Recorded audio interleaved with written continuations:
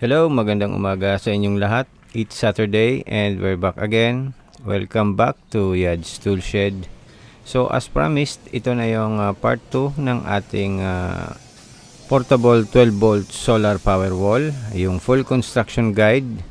Yung unang nagawa nating video is almost all about the making ng ating power wall, the full detailed construction niya, and also the step-by-step procedure ng pag-construct ng battery pack na 12 volts, pati yung paglagay ng detailed na paglagay ng mga equalizer, yung BMS, and yung voltmeter natin. Dito naman, ang pag-uusapan natin ay yung step-by-step na paglagay ng mga solar equipments natin dito sa ating power wall. Now, this is very important na dapat mapanood nyo yung part 1. Kasi ito ay continuation lang ng video na yon. So, yung nakikita nyo sa screen, that is the part 1. Ilalagay ko yan sa baba ng description box para i-click nyo na lang, and also ilalagay ko sa end screen after this video. So, now, to continue, dito makikita natin na ito na yung ating power wall. Naikabit na natin yung inverter niya, yung ating solar charge controller, and yung ating panel box. So, ang kulang na lang dito ay yung mga DC breakers natin, AC breaker, at yung detailed na pag-connect sa kanila. So, ito yung mga ginagamit ko ditong breakers. Meron tayong MCB breaker, mini circuit breaker. Also, yung tinatawag nating MCCB. Ito ang ginagamit ko dahil heavy duty ito at talagang maaasahan sa mga malakas na flow ng current sa ating battery going to our inverter.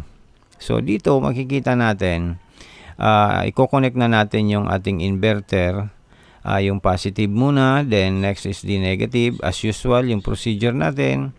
So, nasa sa inyo na kung anong gusto nyong procedure ng pag-connect. Merong nagsasabi na negative first, then positive yung sunod. So, it's up to you. But meron tayong kanya-kanyang diskarte dyan. Inuuna ko yung positive dahil lesser arc. Hindi natin naiiwasan minsan yung arc. Yung spark, nagkakaroon ng spark sa battery. Pero, meron tayong lesser spark dyan kapag inuuna natin yung positive. Pero meron pa din yan. So anyway, it's a debate na maraming nagsasabi. So hindi na natin papansinin yan. Nasa sa inyo na yan, diskarte nyo na yan. So at anyway, ang pinaka-importante dyan, kung maglalagay kayo, lagyan nyo ng breaker para walang spark yan. So yan ang pinaka-safe na dapat nating alalahanin dito. Now, dito sa board, ang ginamit natin dito is the 2000 watts na Samdon na inverter. This is a regular inverter. This is not a hybrid inverter. So, off-grid siya. So, kapag ganyan, wala siyang built-in solar charge controller. At naglagay tayo ng separate solar charge controller sa tabi na also a Samdon product na 60 amps MPPT solar charge controller. However, may choice kayo dito. Hindi naman kailangan na kapag Samdon yung inverter nyo ay dapat Samdon din yung ating solar charge controller.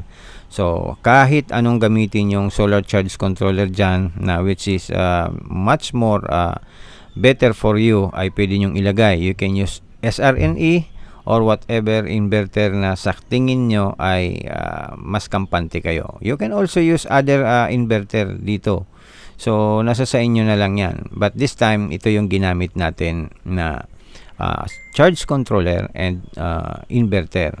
Now, lahat ng mga materials na ginamit natin dito, yung ating inverter, yung ating SCC and the panel box, breaker, so on and so forth, ay ilalagay ko yan lahat sa description box ng video natin dito sa baba. So, for your easy access. So, lahat ng mga stores na yan ay mga na-try na nating bilhan, and they are, for me, legit na stores na halos every now and then ay napag-o-orderan natin at nabibilhan. So, wala akong mga issues sa kanila. So, I trust them, kaya sinishare ko din sa inyo. Now, if you click those links at nakapag-order kayo dyan, meron din tayong konting nakukuhang commission sa kanila, but very minimal, napakakonti lang. However, malaking tulong na yan dito sa ating channel para patuloy tayong makapag-review ng ating mga solar equipments. And isingit ko lang ng saglit, dumarami kasi yung mga nagtatanong sa akin regarding 24 volt system. So hopefully, God willing, by the end of this year ay mag-a-upgrade tayo, magti 24 volts na tayo. Pero hindi natin bibitawan yung ating setup na 12 volts. We will make another setup for the sake of those solar enthusiasts na nasa 24 volt system. So nag-iipon-ipon lang tayo ng konting budget dahil medyo may kamahalan yung mga equipments. And as of this time, nagkakaubusan ng mga solar equipments, to include yung mga solar panel. Anyway, dumarami kasi yung gustong mag-solar, kaya natural nangyayari yan.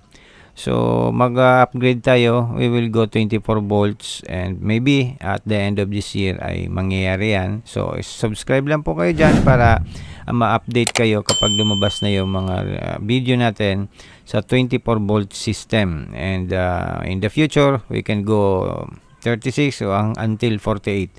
So, one at a time lang dahil mahal yung mga solar equipments. Okay, now to continue, ay kinoconnect na natin yung ating MCCB. So, inuuna ko yung from inverter going to that breaker. So, dito sa pag-connect nito, tip lang doon sa iba, dapat ay nakakonect yung ating inverter sa parting ibaba ng ating MCCB. As you can see there, meron niyang up at merong down. So, yung sa battery side natin ay dapat ay papasok doon sa parting itaas, and yung sa baba niya ay siya yung pupunta doon sa ating inverter. May mga nakikita kasi ako na balibaliktad.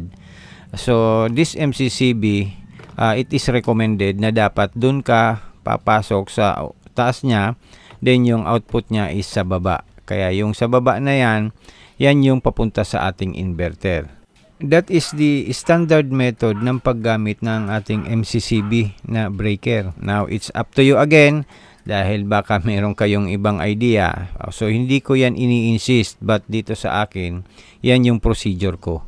So, it's up to you. Pwede nyong gayahin, pwedeng hindi. But for me, this is the proper way na pag-install ng MCCB natin from battery to inverter. Okay? Now, in some other time, for much more clearer explanation, bubuksan ko itong ating MCCB at ipapakita ko sa inyo yung loob. Also, i-explain ko kung bakit ganun ang dapat na proper connection yan. But it will be on ibang video dahil hahaba masyado. So, some other time na lang po. Okay, now to continue. Kapag na-install na natin or naikabit na natin yung ating inverter to MCCB, susunod natin dyan yung sa battery. Okay, but before that, i-set up muna natin yung ating mga ibang DC breakers. Okay, now dito sa ating mga MCB breakers or mini circuit breaker, ito yung AC natin na para sa ating input. So, dalawa yan na ilalagay natin dyan. Kasi may input yan dahil we will use yung grid. Kasi at the moment na kinakailangan nating mag-charge ng battery for emergency cases, halimbawa may bagyo or may brownout or medyo kulang yung charging ng ating solar panel, meron tayong support sa ating battery. Yung MCB breaker natin na AC, that will go from grid going to our inverter to charge our battery. So, pwede kayong pumili ng C rate of charging or amps kung ilan. So, dito sa ating inverter, meron tayo dyan na from C1 to C6. So, in-explain ko na yan dun sa mga nakaraang videos natin regarding dito sa ating 2,000 watts na inverter. Now, yung isang AC breaker naman dyan is going to the output. So, syempre, from our battery, going to our inverter, mag-output yan ng 220 volts. So, dapat meron yang breaker. Kaya, dalawang kulay puti na breaker ang nakalagay dyan. Now, dito naman, dalawa rin na DC breaker ang ilalagay natin. One is for our solar charge controller going to our battery. And the other one is another breaker going sa ating solar panel to our solar charge controller. So, yung amps na ginamit ko dyan is 50 amps, yung sa ating from solar panel going to our solar charge controller. That is 50 amps. And yung from solar charge controller to our battery ay 63 amps naman. Now, itong mga ito, yung Sun3 na DC miniature circuit breaker, may kamahalan lang ito.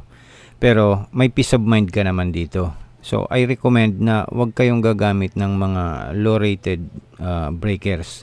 Kasi yan yung lifeline natin dito. Lalong-lalo na kung mag-i-install kayo sa iba. Use standard equipments. Kapag tinipid mo kasi yan, mapapamura ka nga. But the end of the day, ay mapapamura ka din. So, at risk pa yung safety ng ating mga client and yung setup nyo. So, I recommend to use yung high standard ng mga circuit breakers natin. As of this time, yung price ng breaker na to is nagre-range sa 1,200 each. So, kung dalawa yan, that is 2,400. So, syempre may mga shipping fee pa yan. Kung meron kayong mga voucher, you can have some discounts. So, but the price sa online, nasa 1,200 yan. Yung naman, nakalimutan ko yung MCCB. But ilalagay ko lahat ang link ng mga stores na yan sa baba ng video na to. Kasi every now and then, nagbabago naman yung price. Kaya sabi ko nga, I refrain from posting price dito sa video dahil bumabago yung panahon. Kaya nilalagay ko na lang sa baba yung ng description box yung mga links para updated yung price na makikita nyo. Okay, now dito, iwawiring na natin. Yung output ng ating inverter ay i-connect natin dito sa ating breaker na AC, and also yung input from our grid going to our inverter ay ilalagay din natin dyan sa dalawang breaker na yan na puti.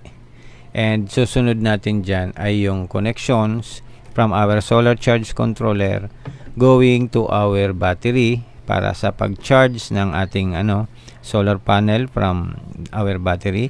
Then another connection from the breaker from solar charge controller going to our solar panel. So, yan yung sequence. Solar panel, pupunta yan sa solar charge controller. Then from solar charge controller, may output yan sa baba. That will go to, directly go to the breaker hanggang papunta sa ating lithium battery. Now, dito, naglagay tayo sa baba ng outlet para may option naman tayo na mag-plug dyan whenever needed. So, dito, naka-connect na yung ating inverter at naka-open na siya. Sa mga magtatanong regarding sa parameter setup ng ating inverter na ito, ay meron akong separate video niyan. Ilalagay ko na lang sa description box para mapanood nyo. So, ngayon, naka-connect na yung mga breakers natin to include yung solar charge controller to battery. At yung makikita nyo yung load dyan is yan yung consumption ng ating inverter. Okay, naka-connect na rin yung battery natin dito sa baba. So, gumagana na yan. And ang kulang na lang natin dito ay yung connection natin from solar panel going to our solar charge controller. Wala pa tayong solar panel dahil naghahanap pa tayo ng appropriate wattage para sa kanya. So, nagkakaubusan kasi. Yung mga supply ay hindi dumadating kaya nag-aantay-antay tayo. So, pagdating nun, whatever pieces of panel na pwede nyong gamitin ay pwede as long as na wag kayong lalampas sa rated capacity ng solar charge controller nyo. So, itong ating SCC na Samdon is has a maximum capacity na 60 amps. But, as for me, pwede kayong lumampas ng konti dyan. Basta wag naman masyado. Anyway, itatapon lang naman yan ng solar charge controller natin kapag sumobra kayo. But kung masyado namang sobra, delikado yon. So, much better kung medyo malapit lang sa rated capacity niya. So, yung natin, yung power ng ating SCC is only 840 watts yung kaya niyang i-handle. That is the manual. Pero kung lalampas kayo ng konti, pwede naman kasi alam nyo, hindi naman yan mapufully reach. Dahil under normal ideal weather condition, mahirap yan. So, kung sakali naman makuha, so kailangan dapat yung nasa tama lang. So, most of the time, hindi naman lahat palaging ideal weather condition. But, yung SCC, can handle only 840.